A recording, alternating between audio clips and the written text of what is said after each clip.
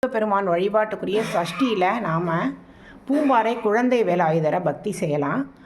குழந்தை வேலாயுதர் பூம்பாறைங்கிற கொடைக்கானல் மலை கிராமத்தில் இருக்கார். மிக சிறிய கிராமம், நடுவில் கோவில், சுற்றிலும் மலையடிவாரத்தில் அத்தனை வீடுகளும் விதவிதமான வண்ணத்தால் பெயிண்ட் செய்யப்பட்டிருக்கும். சங்கர் சினிமா மாதிரி பார்க்குறதுக்கு ரொம்ப அழகாக இருக்கும்.